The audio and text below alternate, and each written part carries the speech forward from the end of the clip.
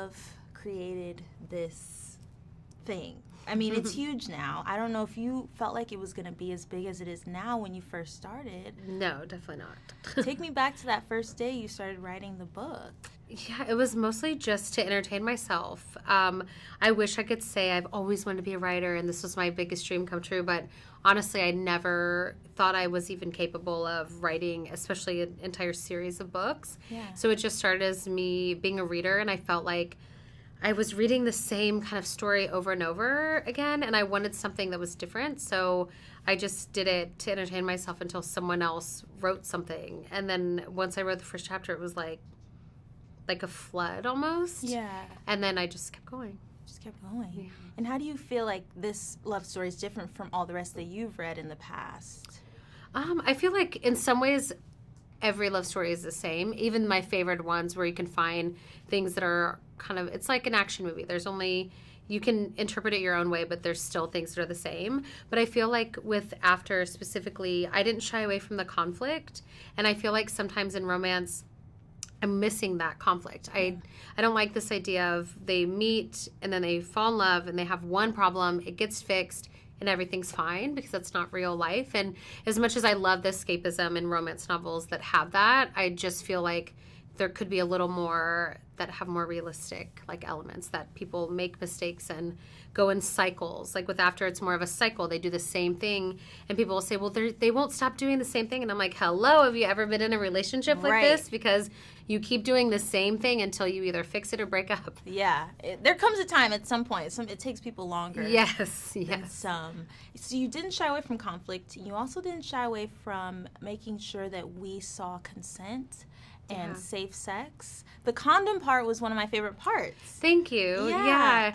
It's funny because when I was writing it on Wattpad, and every single time there's protection, every time they have sex, and there's more sex in the books, obviously, because it's longer. Yeah. But people would sometimes give me, like, slack. Like, why did you always mention the condom?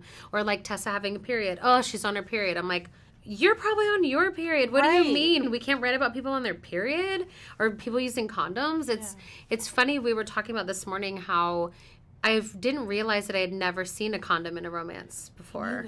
And I just assumed, I think mentally my mind kind of made up for the gap there. But it's a little scary that we're not showing condoms on TV because it's not, or film because it's not sexy or whatever the reason is. But especially with an audience like ours, it's really important to have consent, to have protection, even if it's not sexy. I feel like there's nothing sexier than a guy asking for consent with a condom. Yes. Agreed. 100%. Thank you. And I love to see that that moment where she lost her virginity, it was not glamorous. It was kind of awkward, and it looked like it might have been a little painful. Yes, yes. Why did you think that was important to show? Because it's real life. I mean, and that's another part of even from the film and the book where people were like, oh, this is painful. And in the book, it's described like way more detailed, obviously, but it's not...